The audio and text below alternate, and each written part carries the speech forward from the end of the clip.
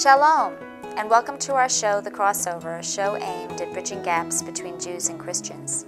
Today we're focusing on our series, The Biblical Arts, and we have a special guest with us, Jeanette Cliff George, who is the artistic director of the Christian theater company, the AD Players.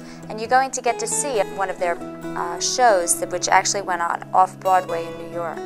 Her extensive background in professional theater includes acting off-Broadway and touring with the New York Shakespearean Company. Her film debut was in Worldwide Pictures' The Hiding Place, portraying Corrie ten Boom, a Dutch woman who saved the lives of scores of Jews during the Nazi occupation. Since the general release in 1975, this film has shown to large audiences worldwide and enjoys continued popularity through video sales rentals. Mrs. George was nominated for a Golden Globe Award by the Hollywood Foreign Press Association, a Golden Apple Award by the Hollywood Women's Press Club, and many, many other awards. She is equally well known as an author, playwright, Bible teacher, and national speaker. In her radio program, Jeanette Cliff George from Center Stage, her unique wit and keen insights illuminate biblical principles. Here's Mitch and Jeanette Cliff George. For nearly 2,000 years, Jews and Christians have been divided. But now, God is calling for the healing of past hurts and the comforting of His people. Discover how God is prophetically uniting Jews and Christians across the world today on The Crossover. And now, here are your hosts, Mitch and Rosalie Jerome. Jeanette Cliff George, thank you so much for coming to The Crossover, and we're just honored to have you spend some time with us. I'm delighted to be here. I want to ask you to start off here. I know in your earlier days you were in off-Broadway, you were in the New York Shakespeare Company, Philadelphia, Washington theaters, and too many other just to list here, but you were in the secular stage, if I can use that as a overall, and now you're in Christian theater. And was there one event that led to that jump, or a progression of events that you'd share with us, how you went from one mode to the other here? I think there may have been a progression of which I was not aware, but for me it's a very specific, almost in a time of about 5 minutes that I can recall. I've wanted to be in theater ever since I was a little girl. When I was a child, my mother and her sister took me to see an opera, and I had never been inside a theater before. And we were up in the second balcony, and my mother had brought chicken salad sandwiches. And for some reason, this little child that I was thought the event was more significant than chicken salad sandwiches. And I think it's the last time I ever refused food, but it was for me a call onto what was behind that curtain. I've always wanted to be in theater. And I really thought that theater would satisfy any interest of my life. And I worked in good, I was doing some good theater work. Said I was in New York, and I knew I was a success because I'd been in 3 Broadway shows that folded before they came in. So I was bound to be a worker. And I was on my way to an audition, and it was pouring down rain, and I stopped into what was a little bookstore in New York City to get out of the rain. And the rain continued, and they closed down the bookstore, and I asked them if there was a place I could wait for the rain to subside. And they took me upstairs, which was a little chapel over the bookstore, and the speaker there was Major Ian Thomas. And I had never heard Major Thomas, didn't have any idea what that was, but he's British, and the British just fascinate me. And I stayed to hear him, and he said that Abraham, in order to follow God, had to pack. Now that seems so insignificant, but I spend most of my time packing because I was traveling, and for the first time I heard that what was Abraham's call had a practical application. And I saw Abraham as expressing his obedience unto God by packing to go to a place he had no idea what it was. That's right. And it affected my life. The principle affected my life. But what really changed my life was I saw somebody in the Bible doing something that I did. And I I was a newly committed Christian at that time, but I saw no place for me as theater in this body. And I saw for the first time that there was something that could be done by the artist unto the whole panorama of the work of God. And then later I did the film The Hiding Place, and that affirmed that. So in there, the progression, I'm sure, is there. Wow. But for me, they're isolated instances. And I think perhaps I may be the first person that put those words together of Christian and theater. And were you now, the first Christian theater in the country? I didn't know of it. There may have been others, but I didn't. I was not interested in it. Right. And I have great respect for what is the generational history of the current believer. And I believe one opportunity of the believer artist is to associate the current believer with the history that has been lived out, worked out, that gives him the clarity of his position. And that's one of the things that we like to do. Jeanette, what about when you just alluded to it too, The Hiding Place? That was your first film debut, I believe, in 1975. And you had the lead role, Corrie ten Boom. And this movie has been shown around the world and still is acted out today in theaters. And it was about a Christian lady and family that were hiding the Jews from the Nazis, just as a one-statement line. And when you play that role, that must have a significant impact as you, as a lead person in that role. What did it mean to you then? And is this movie still relevant today in your eyes? Oh, I believe truth is always relevant. I don't think we ever progress past its need or past its definition.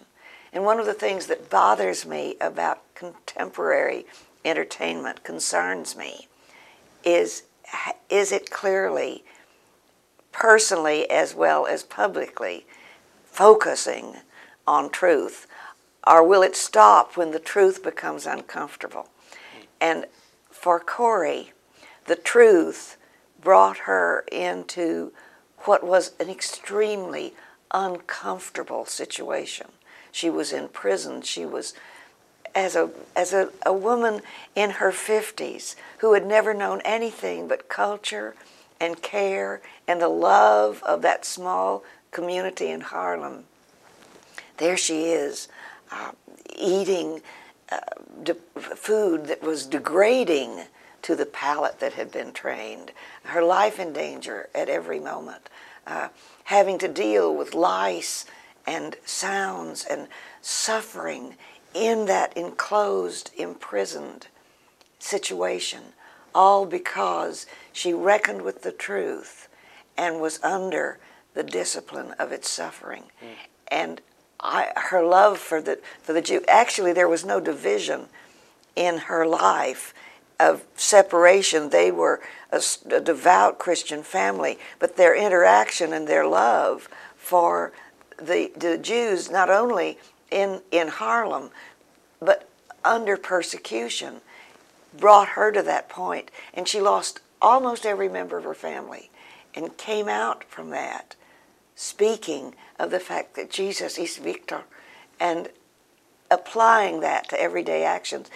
And that, although I think comedy is one of the gifts that God gives us. There's a wonderful thing Christopher Fry, in one of his plays, The Lays Not for Burning, says, in talking of God, he said, talked about laughter. He says, it's the finest gift from God. If you'd been God, would you have thought of it? And I believe now we're only now reckoning with the healing properties of laughter, which is honorable and is pleasing to God. But I also believe that the artist today must be willing to go through the consequences of being a truth sayer. And so I feel the film The Hiding Place will never go out of style. It really hits the And truth. we see now, the thing that's surprising to me, now young people think it was just made. You know, I will be with some young person that comes up that saw the film that week, and to him or to her. We just did it, and it's fresh. And the thing about film is it's Fresh to somebody all the time. It's fresh to somebody. It's like the Word of God. It's fresh today. That's right. You know, when you talk about comedy, I remember seeing one of your plays, Abraham and Sarah. I don't know the exact name, but it was about Abraham and Sarah. Okay, there you go. And it was comical, and it was also inspiring. It was excellent. And then I've seen other plays that you are dealing just really head-on, say, with Jesus. So I've seen your company do Old Testament and New Testament. And I don't know if in your own style, are you consciously, do you see yourself bridging gaps between the two religions, Jews and Christians, consciously or unconsciously, or it just happening? Or No, I think that's the bridge of the artist. And since I am a believer, I see it as the bridge of the believer artist. It is the portrayal of God and the love of God. In my own pilgrimage, and I'm very emotional about this, I became more aware of the love of God when I got into studying the Old Testament, because the love of God bleeds through every story. And as a Christian, I learned my heritage in delving with the stories. Also, they're stories. And as a theater person, I'm a storyteller. Abraham and Sarah, and we have one coming up that's called Myrtle. It's the story of the book of Esther. And we don't label it as that, not because we're trying to conceal it, but so you'll be surprised by it. But I believe we reach out to the marketplace, Jew, Gentile, Christian. Embrace them both. And it's the love of God. Jeanette, in the last 2 minutes that we have here, share with us on the different arms of the AD theaters. You're more than just a theater here in Houston. Share with us about the academy, the troupe that travels. All right. Take it as brief as you can. I would try to be brief. I'm amazed by it. But I think our theater is like a prism, and each cut of its glass reflects in a different area. We have 2 units that travel. They go all over the country. Somebody asked us if we went as far as Beaumont, and I said, well, we went to Israel. That's a very right direction. Stretch. And we're available throughout the country. We go into public schools. We have programs that address drug and alcohol abuse. We go and we do library shows, encouraging the people to read.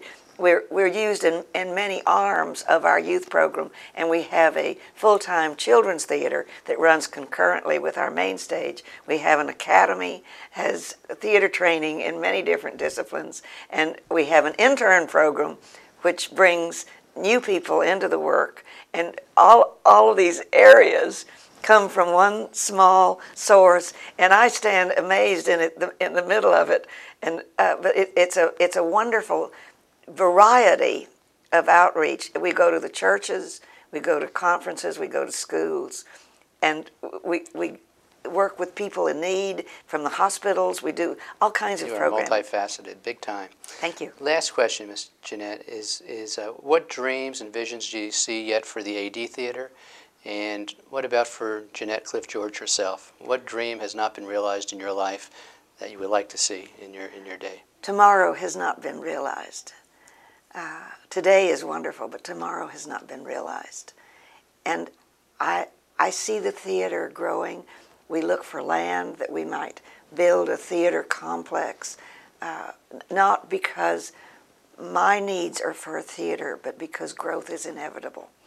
And I hope to see a time when the AD Players or any company of its signature will be an accepted part in the marketplace, that we will not be over in a corner exclusive unto this interest, but we'll be in the marketplace where I believe the artist must speak.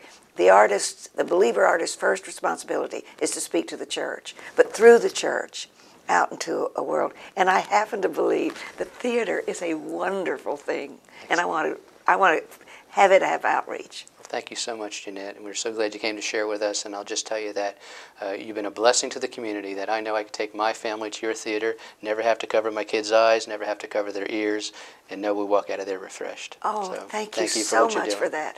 It's this community that has allowed us to be here for 35 years, and I'm very grateful. Jeanette, today at the Nathaniel Center at their opening, we're going to see a vignette for the public on one of the plays that you have, which is John His Story. And can you share with our viewers what they're going to see on TV here? I can also share with our viewers that we are so excited about being part of this enormous opportunity of the Nathaniel Center and the wonderful thing that it is. John His Story is a play written focusing on those that saw the miracles of Jesus, which proved him to be Messiah. And in this particular one, they are discussing the effects of his healing of the man born blind. And it's two women talking about this. There's comedy in it, there's relationship in it, and the telling of the story of the healing of this man, which was one of the evidences that he is, was, and will always be Messiah. Thank you very much for coming. Thank you. Dorcas!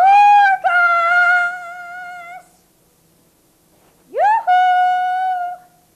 Dorcas! Who calls me? It's me, your cousin Sapphira.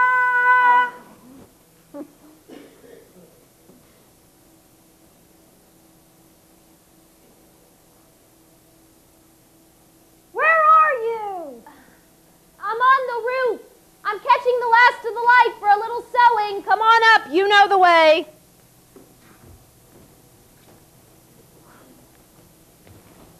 Oh, greetings, my cousin. Greetings and news. I just heard it myself. Here, I brought you a platter of sesame cakes cut thin and crisp. They're delicious. Well, they might have been. I'll never know. The platter's empty.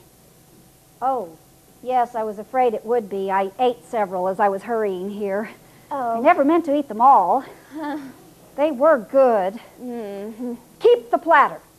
Oh, thank you. But, dear cousin, I think it's one of mine. Oh, so it is. I quite forgot. I borrowed it so long ago, I've come to think of it as mine.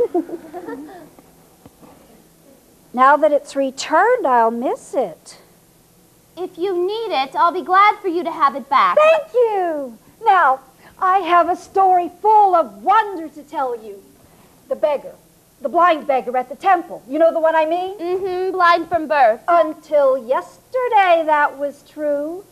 Now they say he sees. How wonderful. What happened? He was healed by...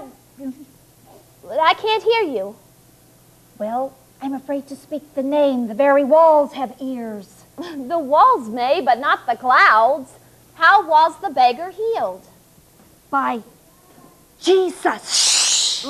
If you're asked, you never heard it from me. I'm not one to run against the law. I have nothing to tell. Well, then why have you come and in such a hurry? The sesame cakes. I came to bring those sesame cakes. The ones you ate. That was an accident along the way. That, of course, explains it. Oh, tell me about the healing. The beggar at the temple steps was healed by you know who. And on the Sabbath, you know who, did it with clay pressed to the lidded eyes. On Sabbath. Not very smart, with the Pharisees watching everything he did. Is that a bowl of pods and honey? Yes, Eli was eating them before he went to an evening meeting. Would you like some? Thank you. I'll just take a few on this platter. Yes, healed him well as a raindrop, and a healing just as rare. Never before a man blind from birth. No one even recognized him. A seeing face is different than the same face with no sight. Besides, he seemed far less humble walking straight ahead without stumbling. In fact, I have been told by very reliable sources that the beggar spoke quite openly with the Pharisees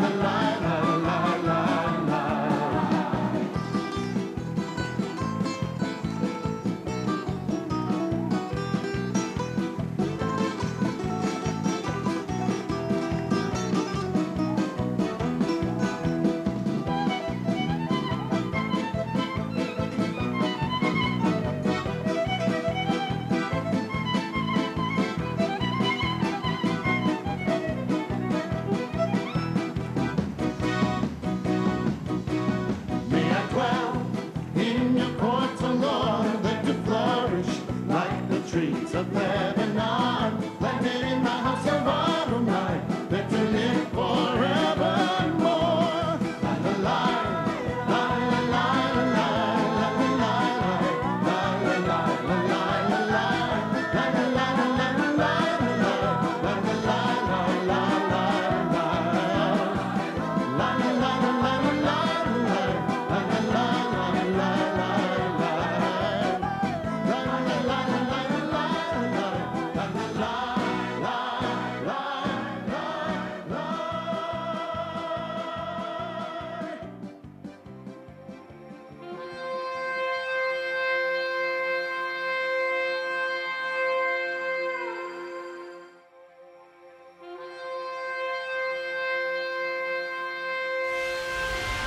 Join Mitch and Rosalie as they reach an ever-growing worldwide audience through the crossover. We invite you to become a crossover partner right now by calling the number on your screen. For your monthly gift of $30 or more, you will receive the Crossover Partnership Pack, which includes a DVD of today's program, a personal greeting and prayer message from Mitch and Rosalie, more information about the Crossover Project. As you continue to support the Crossover each month, you will receive a new Crossover DVD, a monthly ministry report, and your name will be added to the Healing Room. Call now or log on to our website and join the growing family of Crossover Partners. And be sure to join us again next week as Mitch and Rosalie tackle timely topics and welcome dynamic guests on The Crossover. Lord God of Abraham, Isaac and Israel, let it be known today that you are God. We offer up our lives as a living sacrifice. Purify us with your holy fire. Holy fire, you are the Holy One, highly exalted One. We've come to worship at your holy hill. You are the Holy One, highly exalted One, and we surrender to your sovereign will. Oh Lord God of Abraham,